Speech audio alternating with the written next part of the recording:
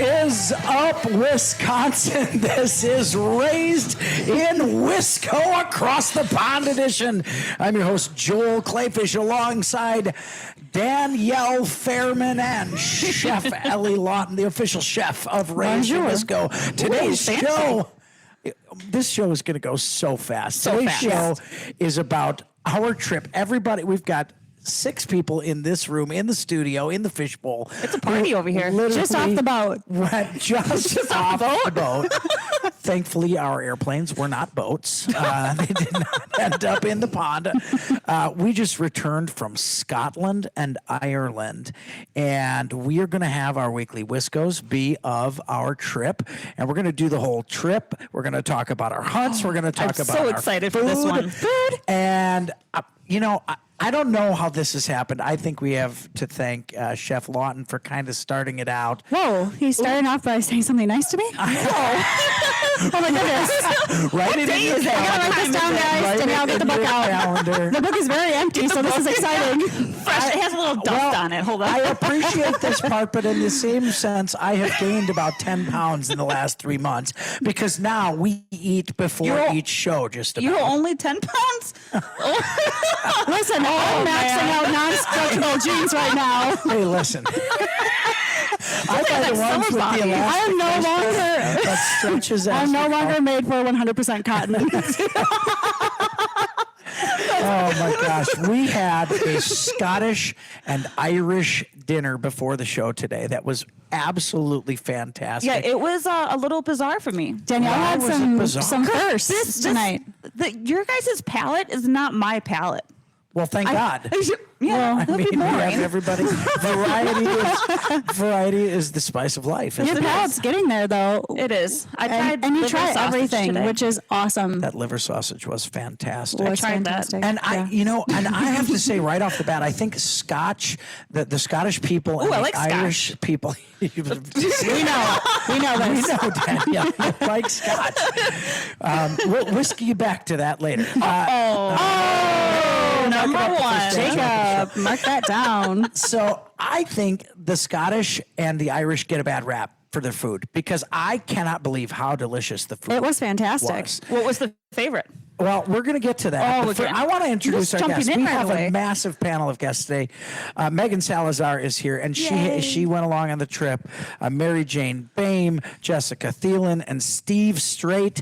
And we had such an incredible time. And they're all here in the fishbowl, as you can see if you're watching on Facebook Live. And we just literally within the last 24 hours got back from Scotland, Ireland. Yeah. And we're going to talk about that show. We may even drag it into another week. We'll see.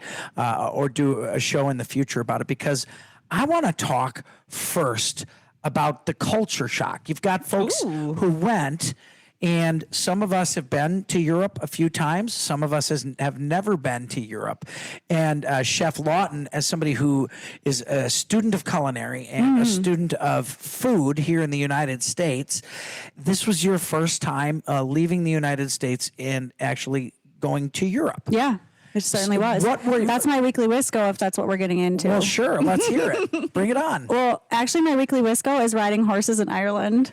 Ooh, that's like the number one that comes out. I don't know how you top. I don't know how Wasn't you it top raining that. when you guys were horseback riding It too? certainly was, and it was so beautiful. It sounds beautiful. Yeah, and honestly, it's so hard to pick one thing. We had a fantastic trip every single day. It was a new adventure. Hiked several miles. We'll get into all of it, but that was my weekly Wisco. We'll try to get into it. Megan Salazar, you had a great time, obviously, when you were riding the horses out there. What was a culture shock to you? Now, you had actually been to Scotland before. Had you been to Ireland? Yeah, I've been to Scotland and Ireland. I did that same trip 5 years ago. What did you see as the biggest difference from the United States in Scotland and Ireland? Oh boy. Everything's laid back.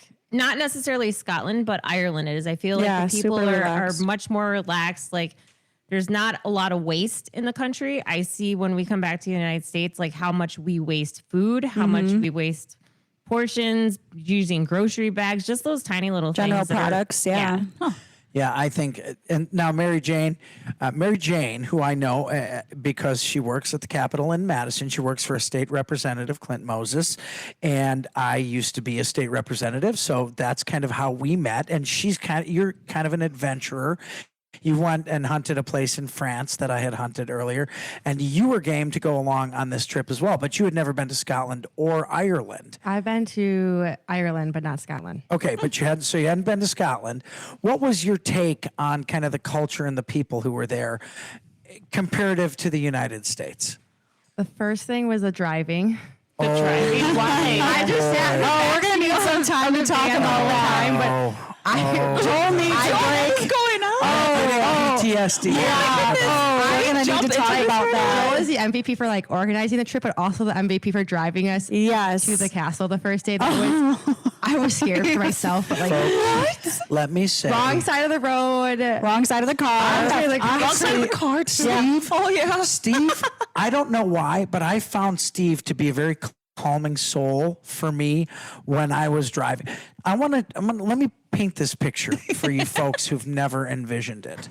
We land in Scotland and go to the rental car counter, and I rent essentially a giant minivan.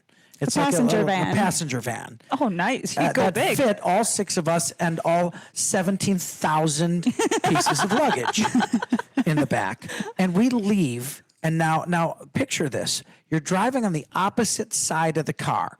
In the United States, we sit on the left side of the car. In Scotland, they sit on the right side of the car, and then you drive on the left side of the road.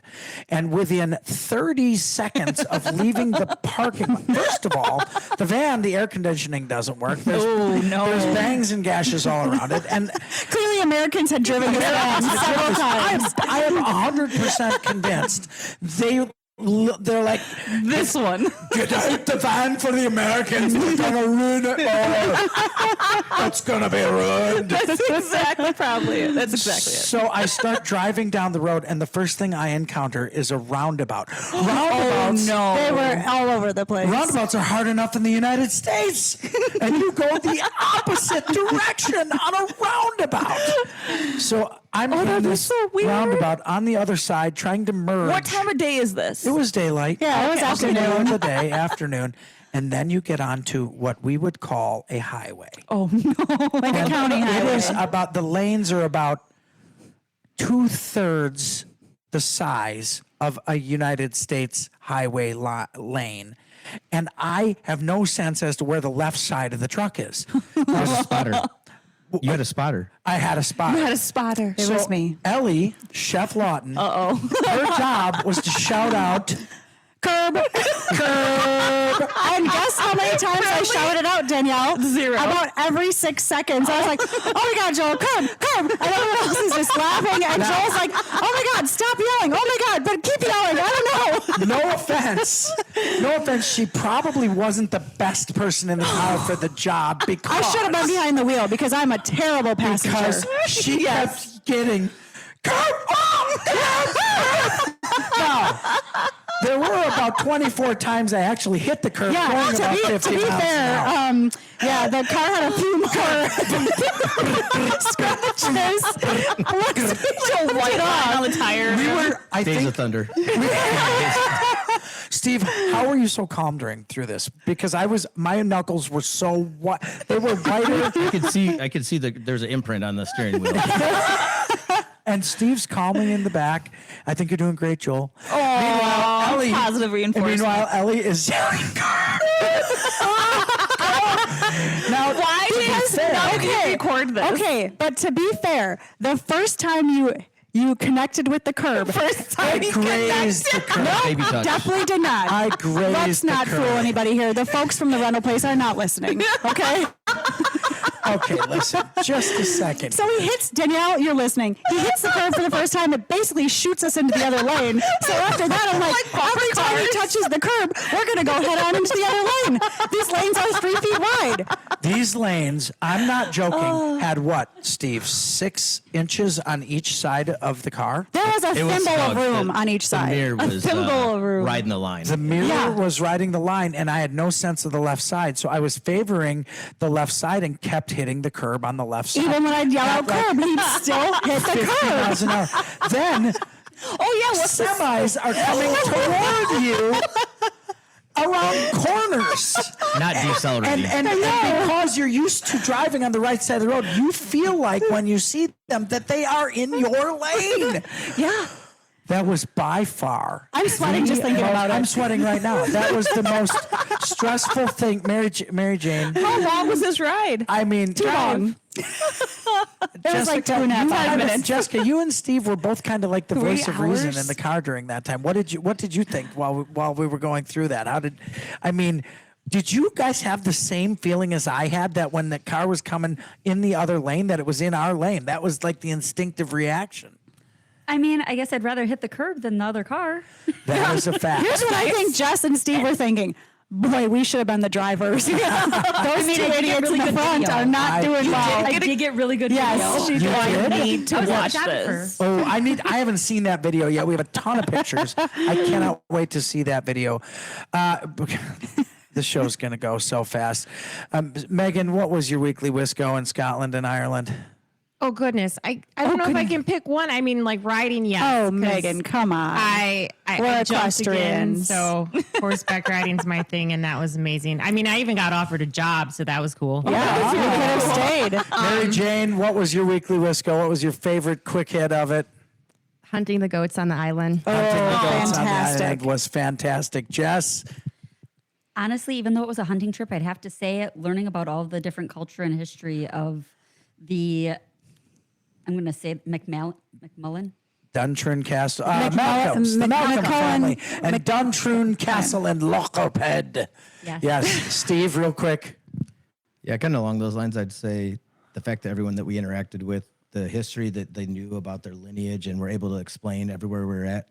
It was nice we asked a million questions like you're a 3-year-old. And being able to explain it right away and tell the history behind it was very impressive. Yeah. And I'm going to say my weekly Wisco, as it almost always is in foreign countries. Food.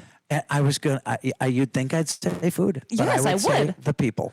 Oh. I had such a wonderful time. That's Our nice. guides in Ireland, James and David and Andy in Scotland. I mean, the time I had, we were hunting an island off the Emerald Island and had just come out of the Scottish Highlands 3 days before. To And be able hitting to curbs. experience that and to soak in the culture and to have them get a kick out of us and us to get a kick out of them, I cannot wait. You're not going to believe the things we ate. I'm going to talk about how people talk differently and the different words that they use, which is really fun to me also. We had such a fantastic time, this crew, in Scotland and Ireland, and we're bringing it to you on Raised in Wisco. That's right. Raised in Wisco!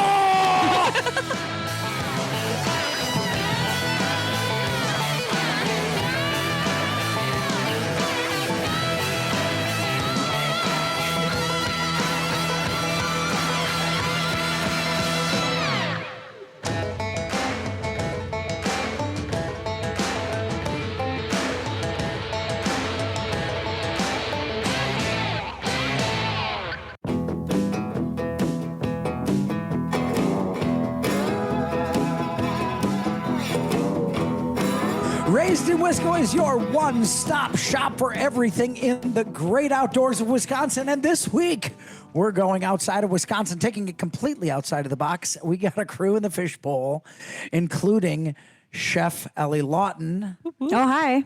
Mary Jane Boehm. There's so many people. Megan Salazar. We need name tags. Jessica Thiel and Steve Strait. And of course, the forever friend of mine, Danielle Fairman, darling. who runs this ship as the co-captain.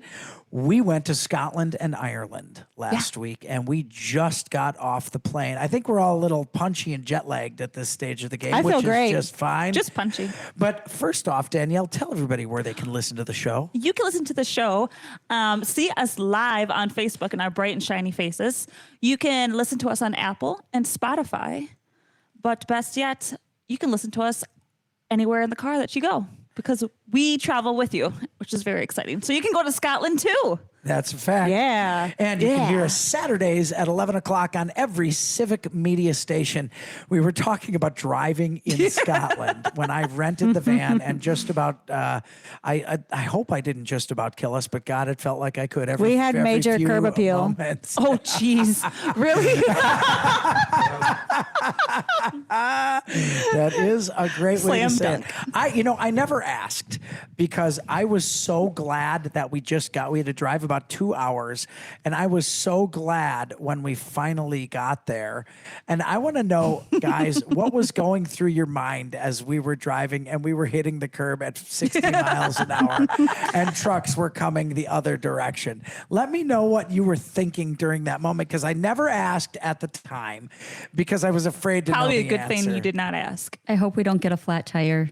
That would have been brutal on those 1-lane roads. Oh gosh, yeah. The 1-lane roads, oh my gosh, it was fantastic, just crazy. And I'd be remiss if I didn't talk about the fact that when we got there, right off the bat, there was bagpipe playing. Was there? We went to wonderful. Duntroon Castle, which was built in the 1100s, and we stayed in the servants' quarters of Duntroon Castle, built in the 1100s, and ate real Scottish food while we were there. We're going to talk quite a bit about the food.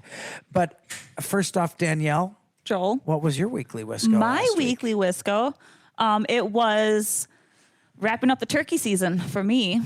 Ooh, Danielle. Did you get one? I did not, unfortunately, but I did deliver pies to the farmers saying thank you. So Oh, wonderful. now Oh, my gosh. sealed the deal for this upcoming season. Yeah. Isn't that fantastic? That was one of the things that I noticed in Scotland and Ireland was that it's very farmer oriented. It felt very much like Wisconsin with as far as having, the fields, except instead of cows, and I did see cows there, you saw a lot more sheep. Yeah, a lot of which is sheep. kind of what you think of probably when you think of Scotland and Ireland.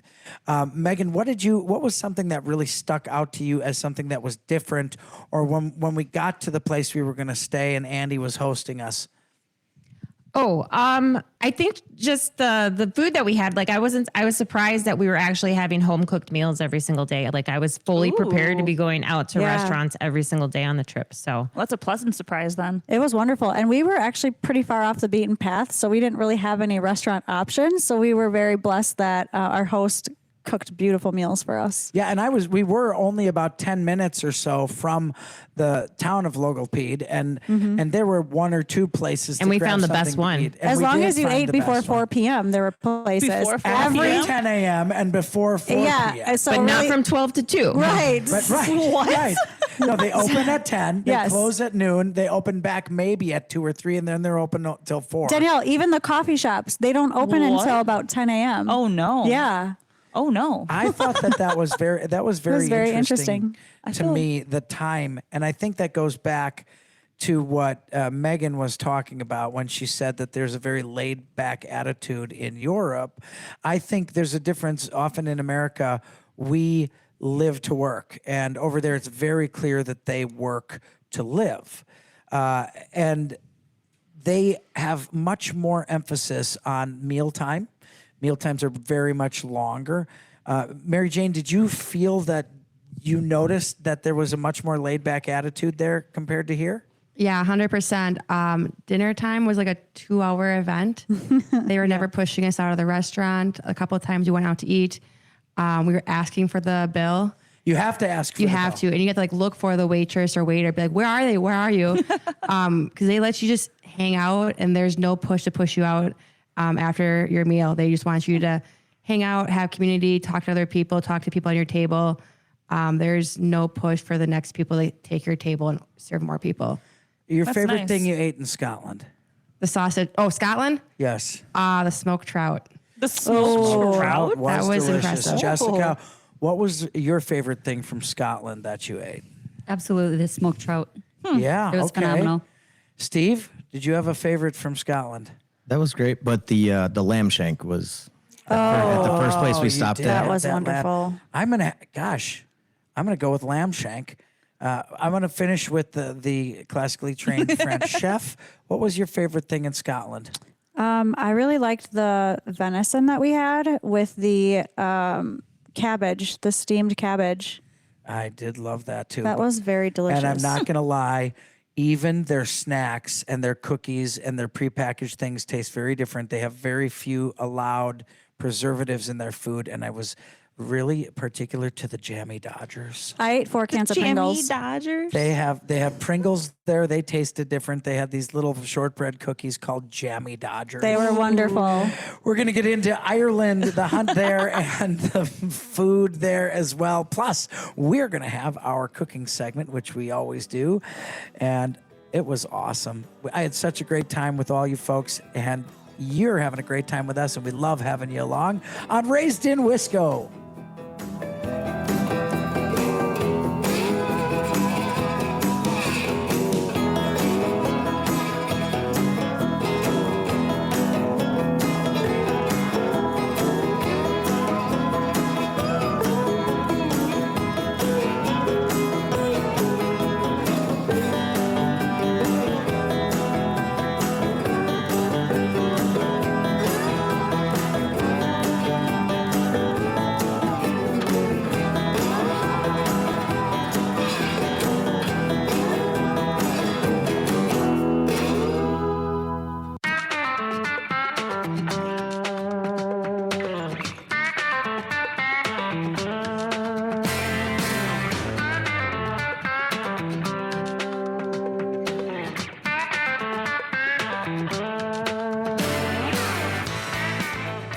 This is Raised in Wisco, Scotland and Ireland edition. I am your host, Joel Clayfish, alongside with Danielle Fairman, Hello, my Joel Clayfish. longtime hunting buddy, co-host of television, radio, newspaper, magazine, internet, All the Instagram, Facebook, MySpace, Breathe. your space, our space, their We all space, space. space.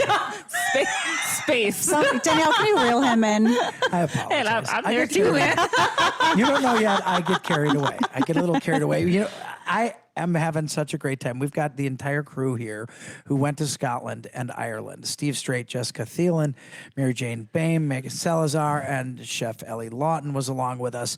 And I think, and we've been talking about our experiences in Scotland so far. We're going to talk more about Ireland now. But what I noticed is this show so far has been taken up with talking about the culture and the food. And it was a hunting trip. I would be very remiss if we did not talk about the hunting, because we hunted our A's off. We hunted hard. And our bees. And our butts, yes. We hunted hard. And for those of you who think you're going to escape dealing with ticks, if you leave Wisconsin, you are wrong. Oh, no. Scotland was ticky. Did you bring the Scottish I ticks? collected all of them on my pants several times. I had a tick farm. Tick farm. I want to talk about, I mean, we had 6 hunters and we hunted hard. We all hunted and hiked at least 5 miles a day, probably. day. Oh, minimum. Minimum 5 miles a day in the How was the terrain? Scottish Oh, there we go. Sorry. Highlands. Flew the gun. The terrain was tough. Yeah. Steve, what did you think? I mean, Steve, you're a pretty fit dude. I'm not going to lie. I mean, I could still take you, I'm sure, but Undoubtedly. Arm wrestle. what did you think of the hunting and the conditions and the difficulty of the hunts there? Yeah, I enjoyed the topography. I mean, like some high elevation changes. There's bogs. The type of hunting, scouting with the different guides was unique. Using scopes, looking on highlands, walking through fields. It was, all over the place. Usually in Wisconsin, you're sitting in a stand, maybe do a drive. So the way that we were going about it, shooting off of sticks, definitely unique experience. And if you think that when you go and you hire a guide, and we were hunting roe deer in Scotland, and you think it's just going to be easy peasy, let me tell you, only 2 of our 6 got roe deer while we were Can there. you describe roe deer? A roe deer is a miniature deer about the size of a large dog. Actually, size of a medium-sized dog, really. I mean, not even a large dog is bigger. And a real giant trophy's got 6 horns on their antlers, so 6 points on their antlers, and they're little teeny miniature little basket racks. Are they? And they go straight up. I mean, they're the cutest little things. Yeah, they're cute. They are a really cute little thing. And I have to say, I hunted and hunted and hunted and only ever saw one roebuck, a buck. And the one I saw, Mary Jane, I got to talk about our hunt. Oh, yes, Mary please do Jane, talk. Why are you saying, oh no, Mary Jane? Where do you think he's going to take this? Because Joel did not wreck the hunt. We did call Andy to verify this. Andy was mad because Andy was the guide. So, Yeah, so he's let our me guide. set this up. Andy took us out, and we were on basically on the edge of one of the highlands, looking down over kind of a valley, and there were some does and some red stag, which were out of season. We were 30 plus red stag jumping That had to be over a beautiful. fence, a couple 100 meters away. yeah, at least 500, Yeah, 500 yards away. two doe row, and then there was the buck. And there was And a then roe, and there- I had seen the roe doe, and I wanted, and Andy, the guide, was in the middle of his sentence, and I said, "Tss, tss," because I wanted him to know I saw a doe, because very often you see a doe, there's a buck that's going to follow, Mm-hmm. and that's your target species, right? And he was talking to me, like pointing out where they, all these animals are and everything. And Joel makes that sound, and he turns to you, Joel, and it was like, "You just scared the buck away," and he did not. Oh, I thought he said the buck about 3 minutes after I was trying to get his attention for the doe, the buck came out of the woods and just trotted out and kept trotting and left. And he what did he say, Mary Jane? oh no, she's laughing. She's laughing. I was not happy with you. I want to say I did not scare that buck. You did away. not, but he did. He thought he was like, "You just scared him," and Oh, just by But going that then, look. Mary Jane, say what he continued to say throughout the evening and for the remainder of the the rest of trip. the last 2 hours, he's always like, "Joel, you wrecked that hunt." Like, He did. I He kept felt bringing it up. so horrible. I said, first of all, I did not. 3 minutes later, this buck trotted out and kept trotting. What I'm trying to explain here, when you have 6 people and 2 of them have had a shot, and at this point, no one had killed a deer yet, and he was getting very frustrated. Oh, no. And he turned and he said, "You just scared it off." Like 3 minutes later, I said, you were in the middle of a sentence when I tried to point it out to you. Yeah. And then Andy went on to tell every other group he took out in the And the field. other guides. And the other guides that I ruined Mary Jane's chance to get a buck. and the buck was so far away, wasn't even close to even shoot at. And then we went to the other side of the field to go find the buck again, and we couldn't find the buck. And the rest of the hunt, the rest of the 3 days we were there, he said every time he saw a buck, he'd say, "Mary Jane, that's your buck that Joel scared away." Yeah, he did. He saw, I think, 2 more that night, miles away. 2 different deer. He's like, "That's your buck that Joel And I scared just away." smiled because I'm like, I'm not going to say anything mean to him, but I go, well, I also know it was not Joel's fault at all. Like, that buck was so far away. And this was the first day. First night, yeah. First night. And I have to say, I live by a theory in life that every once in a while you apologize, even when you know you're not wrong. Just Isn't apologize, that what get through the it. husband thing And to I do? think that's good. I guess that's probably Doesn't that good happen all the advice. time? So I said, "Well, I'm really sorry, but I'm really sorry." Well, he accepted my apology and then continued to tell everyone I ruined the hunt. So that didn't work. It very didn't well. matter either way. But and then I had a little different episode where I twisted my knee to the side trying to scale a sheer mountain. Oh no. Yeah. Oh my gosh, How'd that happen? I was kneeling on a rock to get up. One of our guides, Hannah, I think she was she was able to scale these highland cliffs. Yeah. I mean, quick as a fiddle. It was And- clear she did it daily. Oh, Yes. I mean, she did it very well. And I was trying to keep up. I put my knee down on a rock and lost my balance on the moss of the rock, and my knee slipped and twisted. Fortunately, No, thank you. The chemist there had a knee brace, and that did help out quite a bit. But that hunting in Scotland was hard, and it was tough. And so Steve and Megan were able to harvest a roebuck. Oh, you did? Yes. So Yeah, and I'll tell you, so I've hunted a lot of big game too. Not as much as Joel, obviously, but I want to say Scotland was definitely one of the hardest hunts I have ever been on. No doubt. And you know, they don't use camo there. So that's completely different. So you're not concealed that way, but you really have to play the wind. And that's how I ended up on a really long hike. Long hike? Yeah, well, oh my gosh, wait till you hear this story. so we get there and everybody else had been driving around. They look for the deer. They see the deer. They get out of the truck. So I thought I was going to be getting off easy here. And he's like, oh no, we have to go over here. But we have to go this way around the mountain because of the wind. We can't just go in the valley. So I was like, okay. That makes sense. We get up the hill and all of a sudden we're at the top of this cliff. We go down. We are now on the shoreline, which is all rocks covered in seaweed and like shellfish. So every step I take, and by the way, anytime they say something, some distance, whether it's 5 minutes or 5 miles, just double it because that's what's happening. And everything they said for distance or time, you had to double it, and then it became close to true. So he says 200 meters on the shoreline, we're fine. And I'm like, okay. 20 minutes later, I'm like, I'm going to die. But I can't go back because now I'm stuck. We get to the end. Now we had to scale up a cliff straight up. I'm like, great. Fortunately, we come across some ruins. As soon as we crossed that, we saw a red doe. What are they? Hinds. Stag, a hind yep. and a calf. And we decided not to push them, which luckily we didn't, because when we went around the other way across the valley, then we saw the buck and a roebuck and another deer. So I got that at 170 meters. Oh, wow. And the cool thing is they hunt with That's dogs awesome. with their deer, or Yeah, deer with their dogs. Danielle, you'd love Yes, it. you would Yes. love it.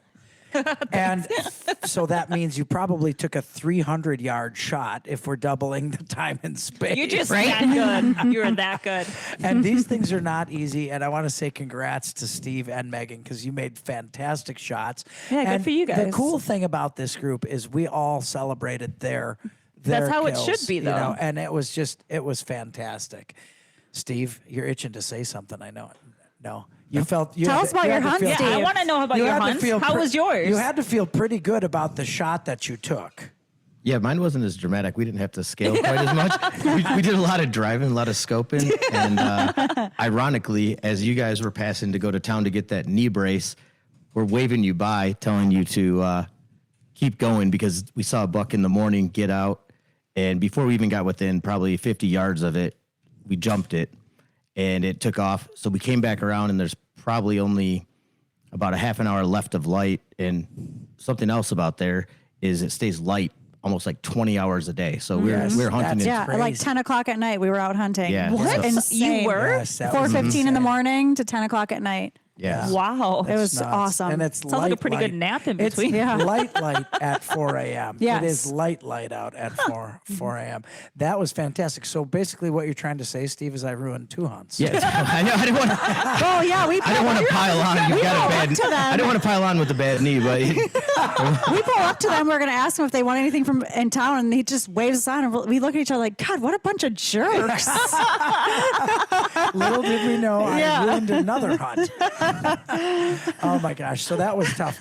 And then we get to Ireland and we fly to Ireland and we land there and James, who is literally the embodiment of a leprechaun. Like he is, now don't get me wrong. It's a striking, fit young man. Okay, a very handsome young man.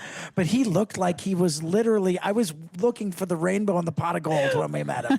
He gets, That's nice to meet you. hilarious. And he had the thickest Irish accent. It was Yes. perfect. He was fantastic. James Fallon. If you go to Ireland, you have to hunt with James, not Jimmy Fallon. His name was James Fallon. Come on, I've got your car right over here. And he was perfect because he drove.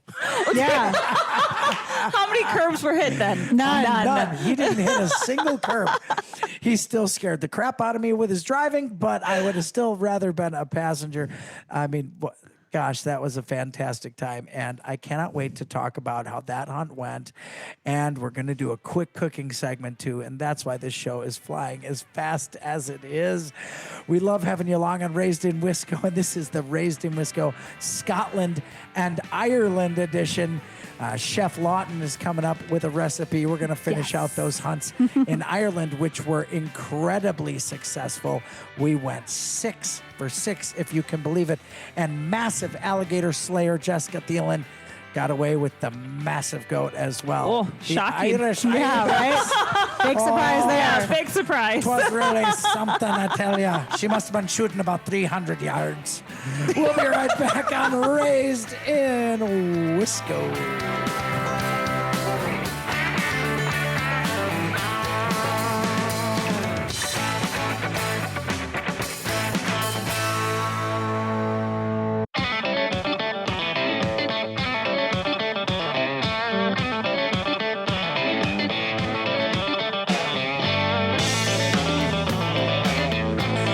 This is Raised in Wisco, Scotland, and Ireland editions. Wow, God, that was I really in love- there. My name's Joel Clayfish. I get to host this menagerie. Danielle Fairman tries to keep the boat on course. Do to I some though? extent. Do I? I'm not sure you do. I feel like I actually. don't. I feel like we all I'm go. just like, let's go that way. I feel like we Let's go all this way. go to a wide array of places here. Yes. Classically trained French chef, official She's just in the chef kitchen. of The Raised boat. in Wisco. I'm just hanging out by the Chef food. Ellie Lawton, Megan Salazar, Mary Jane Bame, Jessica Thiel, and Steve Strait. We are in the fishbowl, and we got back within the last 24 hours from Scotland and Ireland, and we've been sharing some of the stories, and we're going to talk about Ireland. We land in Ireland. James picks us up. What a fantastic guy he was. Fantastic guy, fantastic guide. First thing we do, literally go to a hunting clothing store. We all buy matchy clothes. Please tell me it is Oh, it was matchy though. It's If everybody matchy-matchy. listening, if you go onto Facebook Live, you can see that Joel and Ellie are wearing the same shirt. Yeah, Yes. we're matchers. Adorable. got Ireland shirts. we all had such an amazing experience. We get to Ireland. The first thing we do is literally get on a boat and go from the island of Ireland, the Emerald Isle, to an island off the coast of Ireland that's got these what they call Irish ibex, which, to be honest with you, are feral goats that have lived in the highlands of Ireland and in the mountains areas in Ireland, and they were on an island. Now, it was a big island. It wasn't like Yeah, it was big. We hiked more than 6 miles on that hunt, but we all got chances to shoot, and I don't think there were any misses on that. Oh, wait a minute. Oh, There was Steve missed. Steve. The crack shot on the road here Steve. ended up missing your first shot, but then you pulled off your second one perfectly. First time shooting on sticks, rocked the wrong way, sent it into the wall. Yeah, but to be fair, I have to say, I think Steve had the furthest shot on his goat out of doubt. everybody. No doubt. And the first shot, the goats were really clumped up. So you did shoot right over its That back. did make it very tricky, though, because we wanted to harvest mature goats, and that was a fantastic hunt for me because we all got to hunt together. Everybody, that's really Yeah, nice. it was literally really nice. a group hunt. A group hunt of all 6 So did of us. everybody shoot at the same time? No, or was no, it just one no, individual? No. We individually hunted these things all over the island and Yep. ended up getting shots, having fantastic shot placement, very ethical kills. Everybody and was celebrating right then and there beautiful together. That's pretty together. great. Yeah. That's pretty great. Beautiful, beautiful goats. And we're all going to do shoulder mounts and get them on the wall. And I couldn't be more excited about that.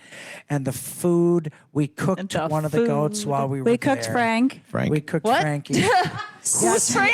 I do think it's weird that we named the one we ate, but Yeah. So Frank wasn't is it? the sheep. Wasn't it James, our guide, who named it? I think Or it it was Jess. Jessica names all of her harvests. And Aw. yeah, Yeah, and you it know was what? Frank. You know why there's nothing wrong with that? It really gives you an appreciation for the fact that you are taking a life for your own sustenance. Yeah. and we had a very reverent And we give attitude thanks for that about animal. and we were excited, and we made a fantastic recipe. With? So I'm Yeah, going to so- turn this over to Chef Lawton. Whoa, we're gonna do the recipe? Yes. Oh, good. I'm so glad.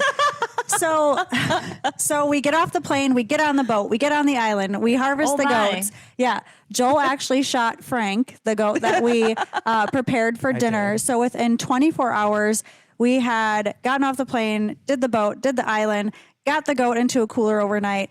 The next day we go to James' house and he goes outside, grabs this goat, brings it in and plops it on his kitchen table.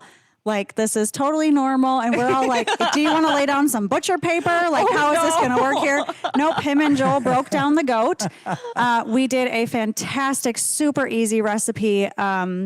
After James and Joel broke down the goat, we put it in the crock pot, filled it with water, a little olive oil, lemon juice, lime juice, some provider spices that we had with us, some salt and pepper, garlic cloves, carrots, potatoes, parsnips. Oh boy. That was everything. And That we was did it. we measured with our good. hearts every step of the way. And that crock pot, Joel ended up having to take some liquid out of it because by the time we put the lid on it, it was overflowing. And we turned that puppy on low. We left and explored Ireland for about 5 hours, Yep. 6 that hours. sounds perfect. We went back for dinner, and this recipe and food, this goat was so good. We just literally pulled it out of the crock pot, set it on 2 plates, and we all just dove in. It was so wonderful. Frank was delicious. We were grateful for him. The vegetables were so fresh and wonderful. Everything in Ireland was very fresh, and it was very surprising. Yeah. That's So nice. we had, I mean, talk about island to the table, right? Oh my gosh. It does not get Unbelievable. It was fresher so fresh. and healthier than that. That's for sure. We all loved it. What was the additional meat that we had that James shared with us? Oh, we ate some muntjac. That Muntjac. was harvested Oh. in England, which was also it's my favorite wild game. It's the most tender wild game as a steak. You can cut it with a fork. But this goat, I think so often we hear a word here in the United States and we're put off by it right off the bat. Like, I mean, we've talked about eating raccoons and how delicious they can be. If you are averse to goat or you think it's goat, the word goat sounds goofy, right? I'm going to tell you something. This is one of the most delicious, tender meats I have ever eaten out of the crock pot, and there was not a gamey thing about it, not a skunky livery taste whatsoever. It melt in your mouth, delicious. It was a fantastic trip. I had it was a joy going there with you, Steve, Jessica, Mary Jane, Megan, Ellie. I had a fantastic time with you there. Thank you so much for going across the pond. Thanks for making this edition of Raised in Wisco so great. Danielle Fairman, thanks for hosting this. You're going to have to go with us next year. Next you do year. Thanks for holding it down in Wisco while we were gone. Yeah, we appreciate that very much. And we appreciate you joining us on Raised in Wisco on all your civic media stations, Saturdays at 11. If you miss us, listen to the podcast. I promise you'll laugh and you might even learn something. I'm Joel Clayfish. This is Raised in Wisco. We'll see you next week.